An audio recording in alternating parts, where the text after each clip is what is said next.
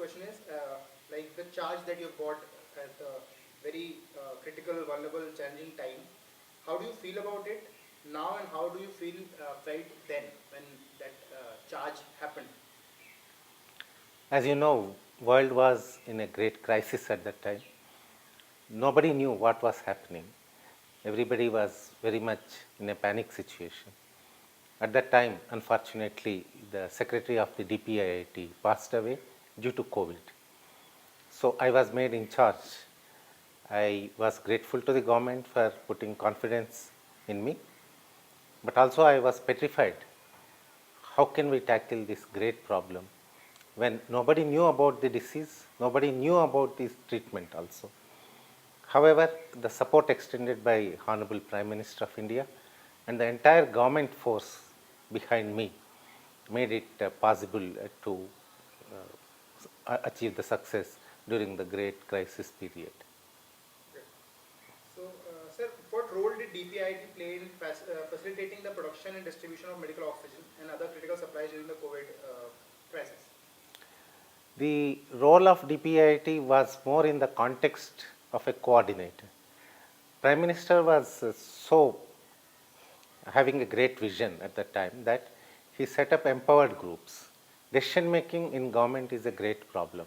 So, the visionary he is, Prime Minister conceived that a group of senior officers will be able to deliver the result very fast and will be able to rise to the occasion to ensure that the necessary treatment, necessary supplies to the hospitals can be given within the scheduled time. So, empowered groups were formed for various sectors of the economy and also various sectors of the problem we are facing. So, I was in the group which provided the oxygen and other medical supplies. It was called Empowered Group number 2. So, under this group, we had all the ministries concerned. We had Defense Ministry, we had the representatives of the Health Ministry, we had the Road Transport Ministry. Like that, all logistics and supply related ministries were within this group. This group was being coordinated by the Secretary DPIIT. As I was the in charge Secretary DPIIT at that time, I had to do whatever is required to coordinate the work of several secretaries. It's not as if DPIIT did everything. It was a whole of nation approach where entire nation stood behind the government and entire government stood behind one particular group of secretaries to deliver the required result. Perfect. Okay, so sir, when it all started, there was no records available on the installed capacity of oxygen, number of available medical oxygen cylinders, static mobile tanks, and others. Even and not even about the virus. We were not aware of it. So amid all this, how was the planning made possible? How did you do it with like the help and stuff? I must confess that my predecessor, Guru Prasad Mahapatra, was into this thing for a few months already. During the initial phase of the phase 1, he was getting into lot of detailed work. He gathered lot of information and also he primed up the entire machinery to achieve the result. More than that, the Prime Minister himself used to chair regular crisis meetings and ensure that all the departments, including the state governments, were contributing necessary information to the functioning of the group. So, under Prime Minister, there was a crisis monitoring group. Under the Cabinet Secretary, there was another group. So, getting information from diverse fields, from the private sector hospitals, from public sector hospitals, from the state governments, from the industry, from the steel sector, from petrochemical sector, and from the All India Gas Manufacturers Association, we used to get information without any difficulty. One thing about India is, if there is a crisis, we rise to the occasion. In normal times, we are a very desperate group.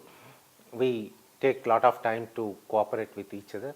But when nation is in danger, so everybody rose to the occasion and delivered the required result. So information flow was initially a problem, yes. But once people understood the danger we are in, so information flow was no problem. We, in the empowered group, used to coordinate between the ministries and cabinet secretary used to coordinate with the state government chief secretaries, and the prime minister used to provide overall guidance and also provide the necessary delegation to each of us to act with the required force of the authority.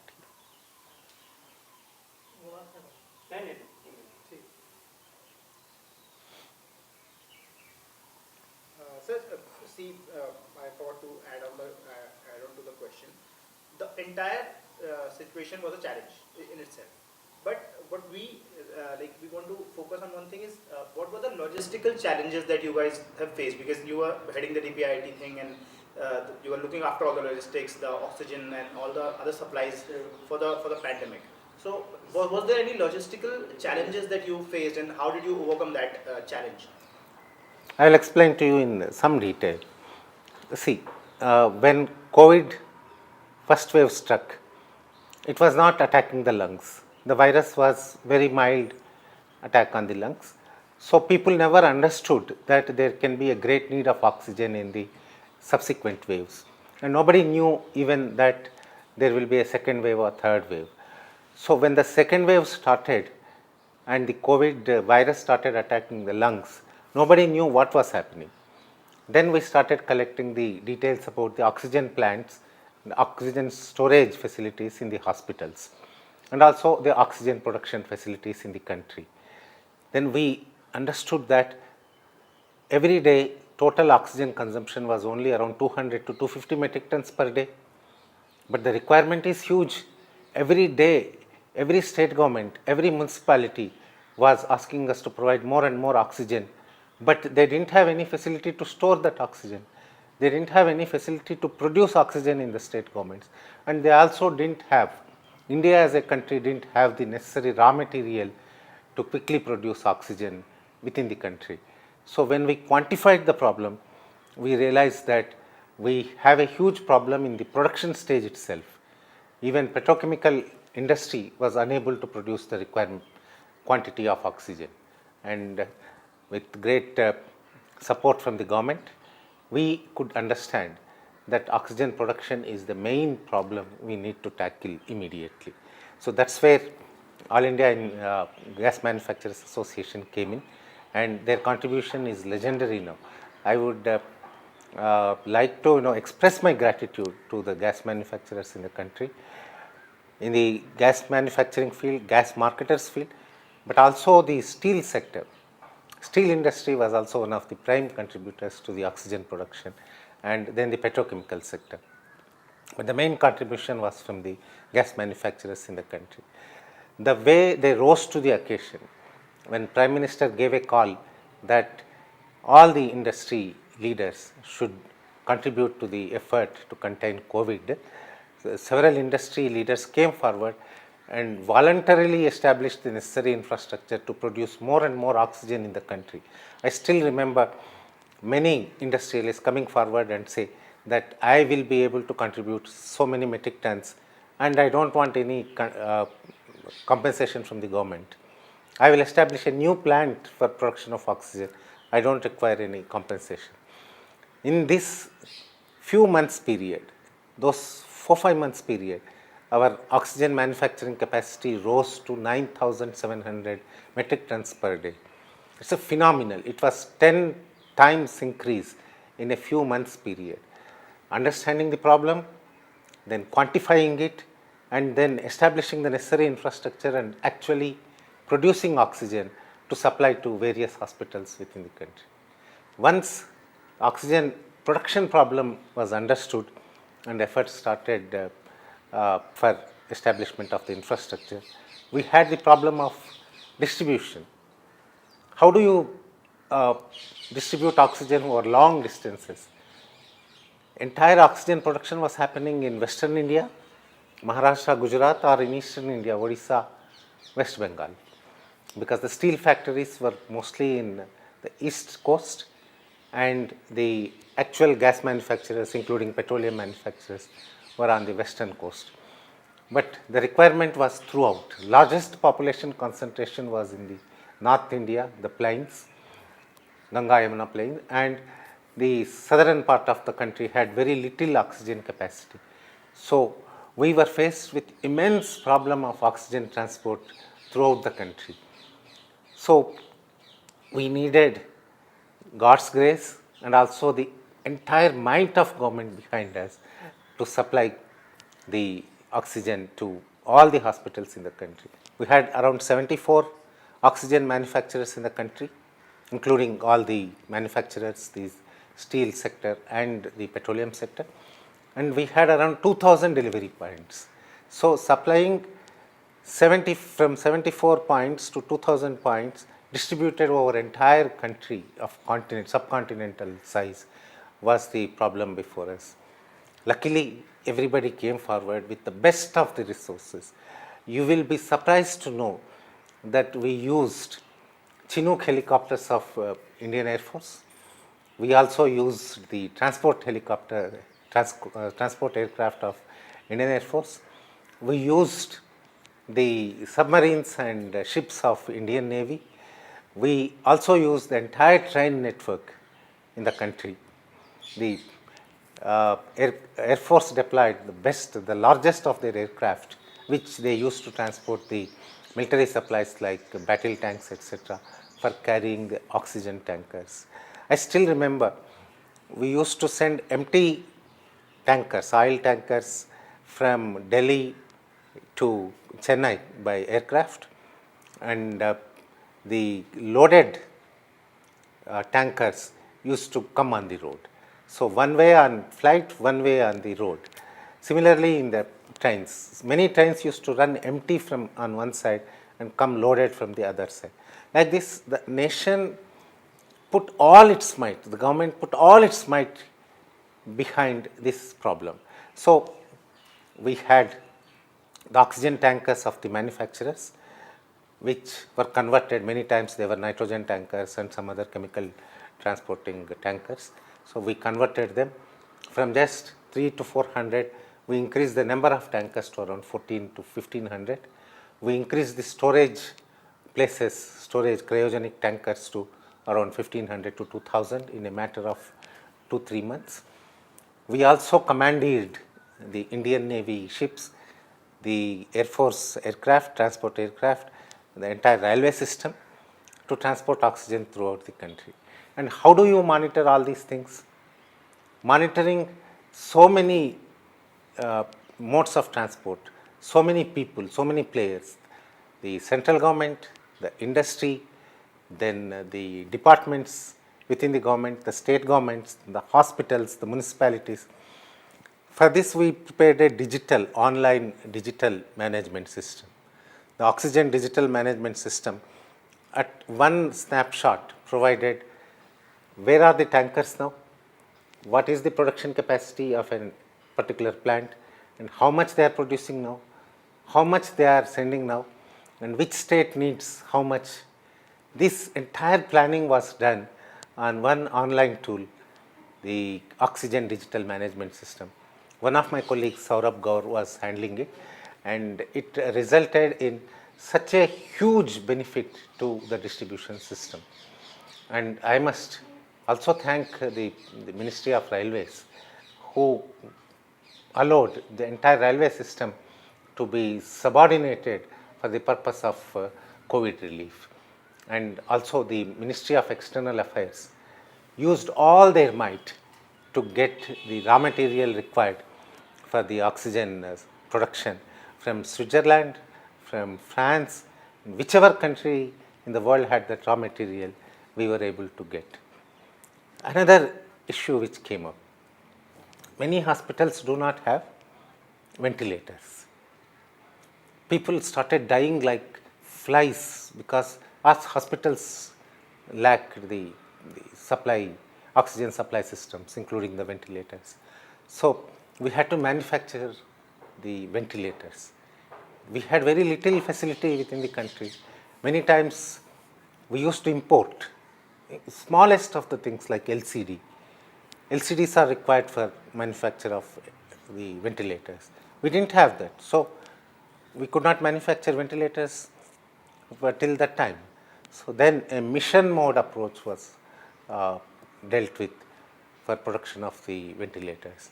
So we made industry, Indian industry, sit together and design a new ventilator system which is affordable for all the hospitals, and then manufacture it with the help of our public sector company, Bharat Electronics Limited.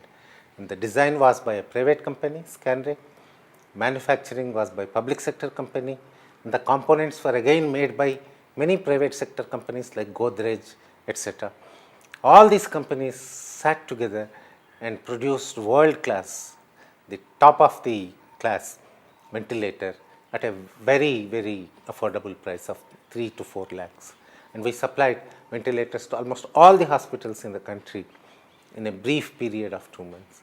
I must also congratulate or in fact express gratitude to the Prime Minister.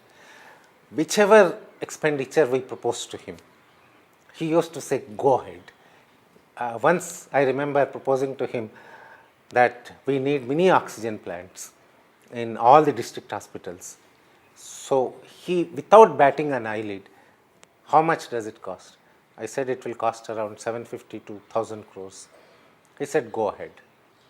There was no approval process, there was no bureaucracy, there was no red tape. The entire thing was done in such a jiffy. The process was so fast that the work got executed within the required period. And I am glad that within that period, when COVID second wave was still active, we could provide all these facilities to the hospitals. I will be failing to fully acknowledge the role of many people if I don't mention the work done by the state governments.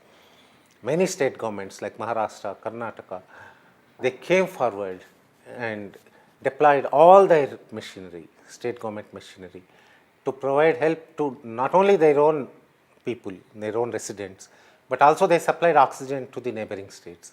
I still remember supplying oxygen from Bellary to Andhra Pradesh, Tamil Nadu. The Kerala government also supplied the minimum quantity of oxygen produced in their state to other states.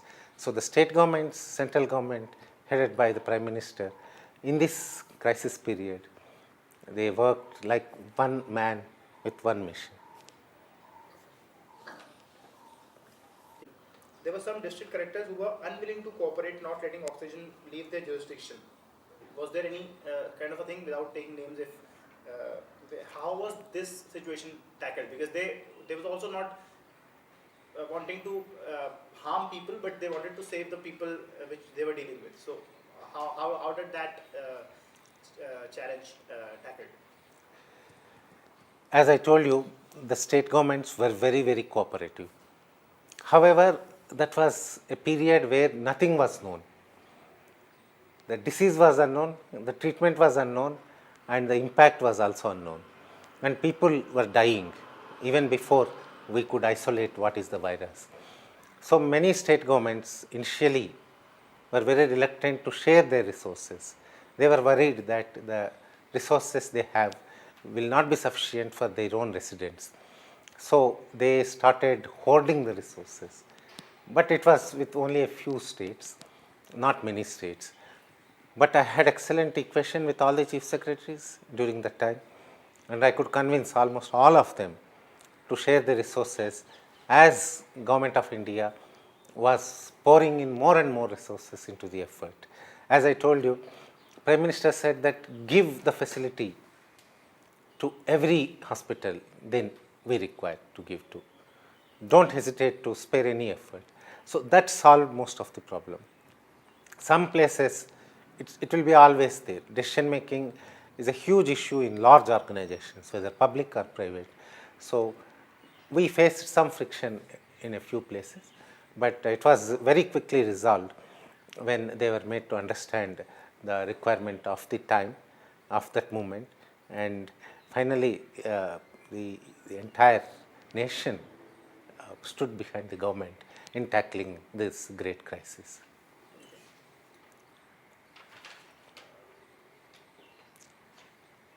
Okay, so one more thing that we want to ask is, at that time, like you sir mentioned that there was the capacity was only 300 metric tons of medical oxygen production. and then you guys have increased, like at that time the whole country, the industries, they've increased it to almost 10, 12 folds. But how do you think first of all, how that implemented in that decision making thing, but how does that changed the scenario, like if the situation happens to happen again in future, which we don't want, but if that happens, do you think that we are now in the situation where we can tackle it more efficiently, more effectively? Firstly, I would like to say that India handled COVID much better than many other countries, almost all other countries. In fact, we were the ones who first identified the drug ivermectin and started supplying not only to our own citizens but to other countries also. Similarly, oxygen production or ventilator manufacture was highest in India. We manufactured largest number of ventilators in the world at that time. So our reaction time was very minimal, and the latency problem we sorted out by delegating the authority and by empowering all the departments and the state governments. But the problem identification itself has taken time. What is the virus and what shall be its treatment was the main issue. ICMR put huge efforts to identify the virus and design the treatment protocol. So we are grateful to the entire medical community for that, and I must congratulate them for providing guidance not only to Indian hospitals but also to entire world.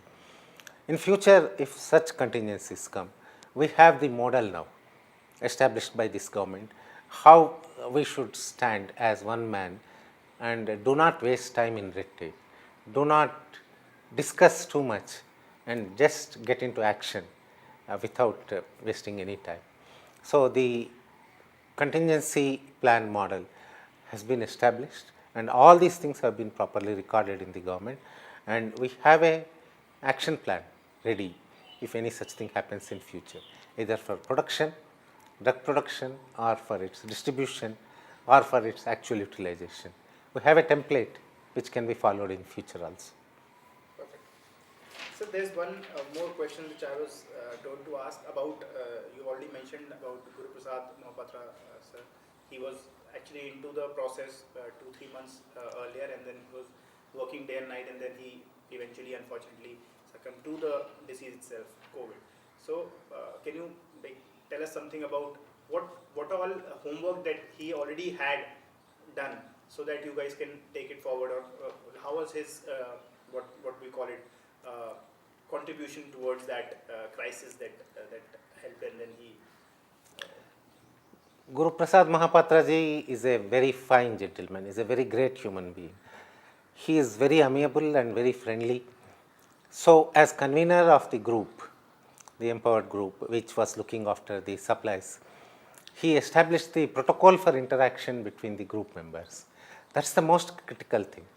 If you establish how you deal with other actors, other stakeholders in the group, that resolves half the problem. And he also established the protocol for interaction between the industry and the government.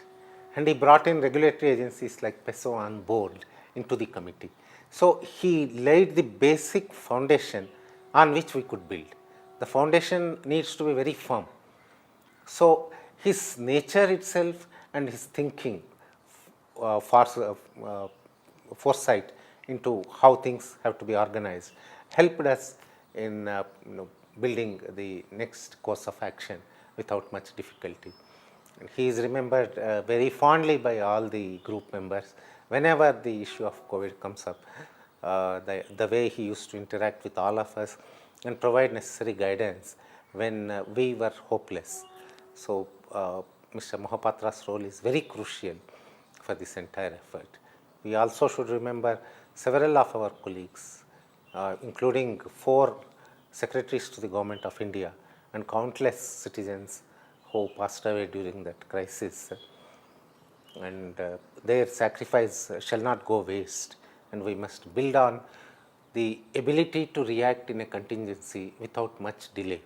So this should teach us a lesson in managing crisis in future. Perfect. Sir, one last message, if you like to give all of us, like the people who are watching, the citizens of India, all the other secretaries, the groups, the industry, and the associations, which were all they all came together, like you said, as one, and then they've all fought with the unknown virus and came out succeeding. So, if you like to give some message about that, and in future how we could see this. One important message to all of us from this effort is how we should collaborate with each other. The total trust, the confidence we place in each other, that was established by this effort. The Prime Minister delegating most of his powers to the members in empowered groups, the entire government standing behind the decision maker. So, these are the two most important contributors to the success of the COVID effort. The industry, especially the Gas Manufacturers Association, being coordinated by Mr. Saketiku, how they reacted to the entire effort. They were on call 24/7. I used to wake up many of the industrialists at 2:33 p.m.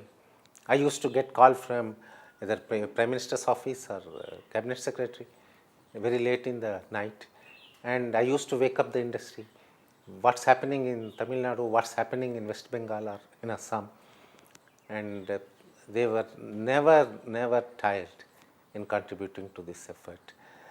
The red tape, the phenomenal red tape which we encounter in everyday effort in the government offices was invisible during that time.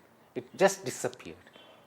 I fondly wish my message to the industry, the government and the citizens is that can we take away COVID from the entire effort and put industrial development of the country and work for this mission in the same fashion.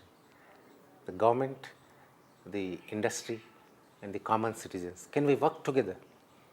So, if we can achieve that synergy between all players, all stakeholders, I think that will be the biggest contribution each one of us will be able to make to the country. Perfect. So one question I forgot, I'm really sorry. The role of, you yourself mentioned about the AGMA president, Saket Tikuji. So what was his role in leading this partnership? How crucial was his involvement to coordinate the oxygen demand and supply issues? Or if you remember any of the incidents during that communication, if you can share with us that incident. Before I became convener to the committee, I was handling only the transport portion of it. I was looking after the procurement of tankers. The gas manufacturers had other businesses also. The industry also had to be kept running. They had to supply nitrogen and other gases to the industry. But I needed the tankers. I was trying to get them from the industry, but I was facing the resistance. Then I called Mr. Tiku and told I need tankers. I need 1500 tankers. He did not flinch. He did not look at the commercial interest of his members. He just said, sir, this is a national emergency. I will do whatever I can. And look, you have 1500 tankers in a matter of 1.5 months. So that way, Mr. Tiku played a very crucial role in giving us the main mode of transport for oxygen. I can also recount many of other anecdotes where he convinced the industry to take away oxygen from the regular customers and give to the new customers. So he ensured that the distribution between the manufacturers and the customers, the hospitals, is made very smooth and without any friction. So he ensured the relations between the industry and the government were not antagonistic at any part of the time. Kudos to Mr. Tiku for managing the relation so nicely. I must also thank and express my gratitude at every occasion that the industrialists, whether it's the petrochemical industry or the people like the Adani, the Reliance, the Gas Manufacturers Association, then the steel industry, the Jindal's, Tata's, SAIL, all these people, how they spent their own company money to build necessary infrastructure for the production of oxygen. And this was possible because of the Gas Manufacturers Association and the industrialists themselves. So I give full credit to this effort to Indian industry. And as I told earlier, I wish the same zeal and same enthusiasm is there for producing other greater, newer technologies in India, not only for COVID, but for our manufacturing excellence in the country. Thank you.